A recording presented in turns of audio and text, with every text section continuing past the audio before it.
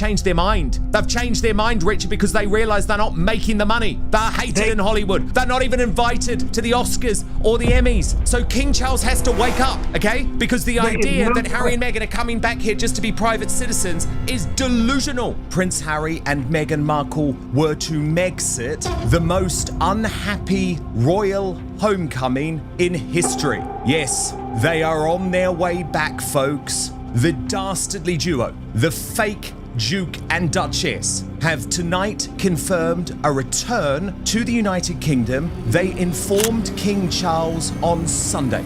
6 years after Prince Harry and Meghan Markle stepped away from royal life and relocated to the United States, reports of a possible return to Britain are once again putting the royal family under intense scrutiny.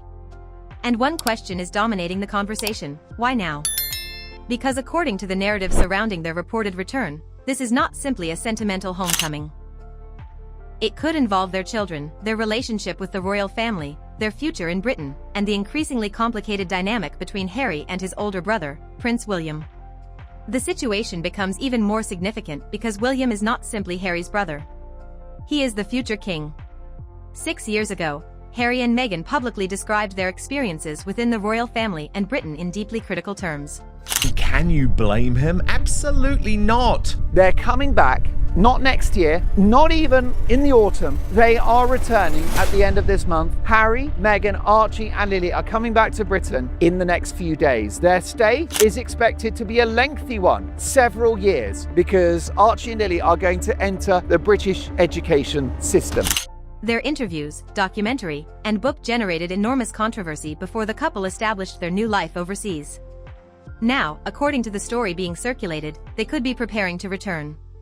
Reports have claimed that arrangements involving accommodation, vehicles, and schooling are already being considered.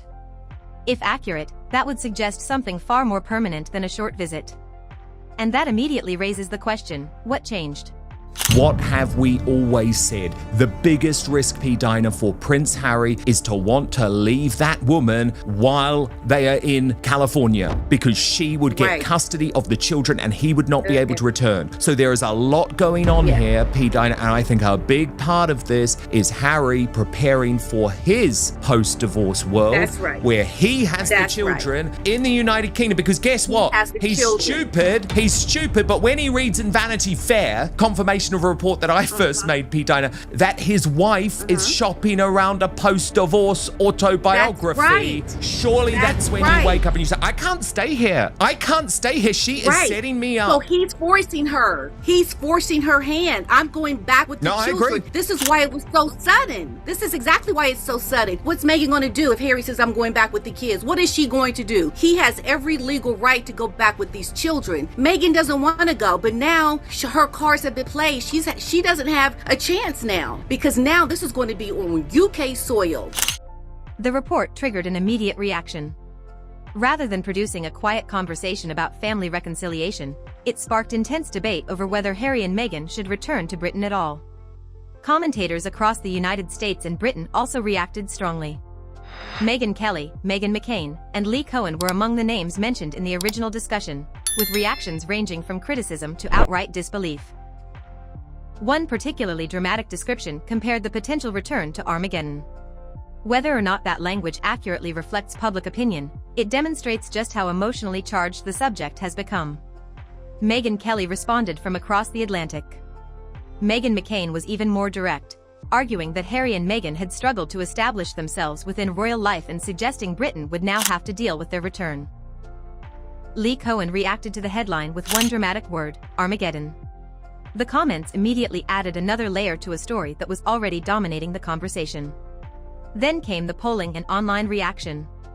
One figure repeatedly cited in the discussion claimed that 89% of respondents did not want Harry and Meghan to return. That number should be treated cautiously unless the methodology and sample are independently verified.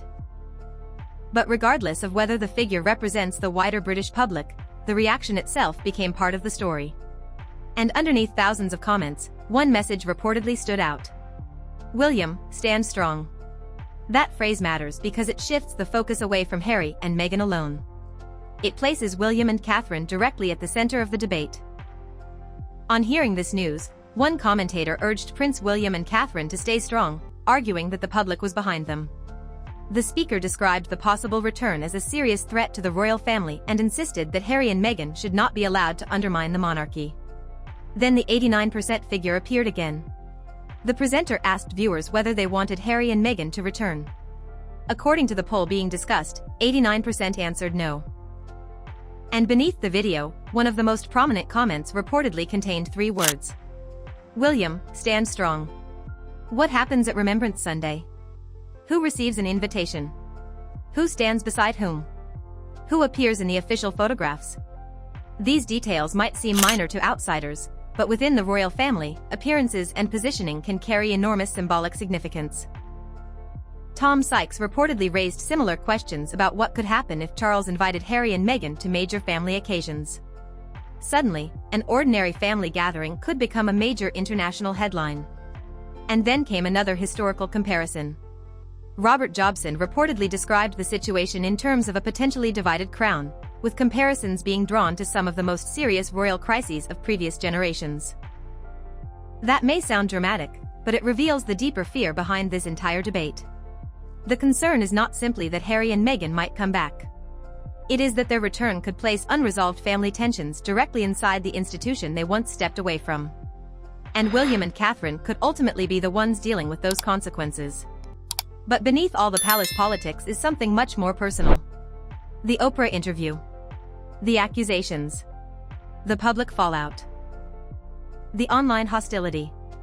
The continuing disagreements between different members of the family.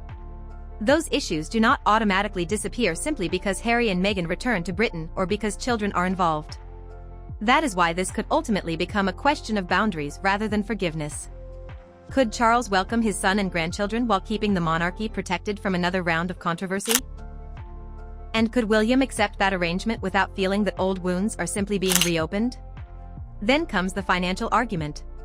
Critics of Harry and Meghan have increasingly questioned whether their American strategy delivered the level of success they originally hoped for. Netflix has been dragged into the debate.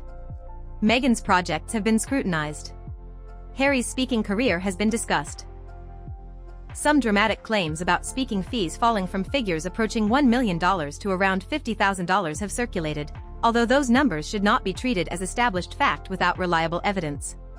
Still, the broader criticism is clear. The couple left royal life promising independence. Critics now ask whether that independence has become harder to maintain than expected.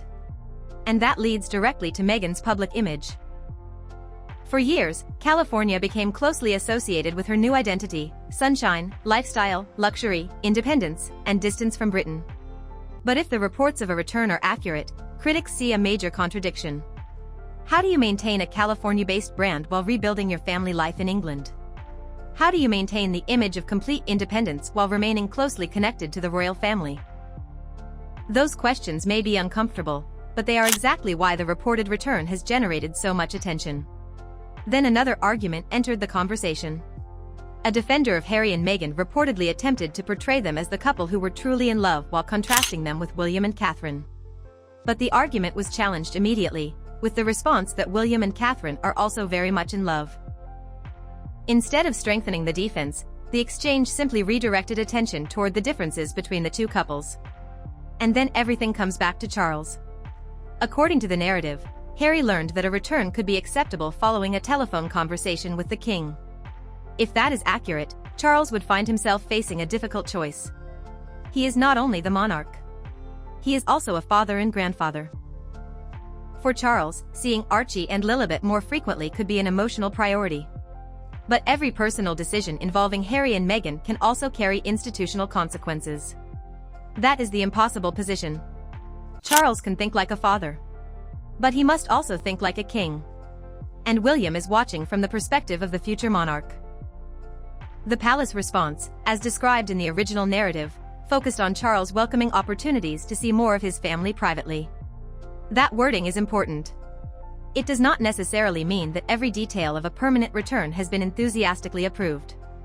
It may simply reflect a king's desire to maintain a relationship with his grandchildren. But critics have interpreted the situation differently.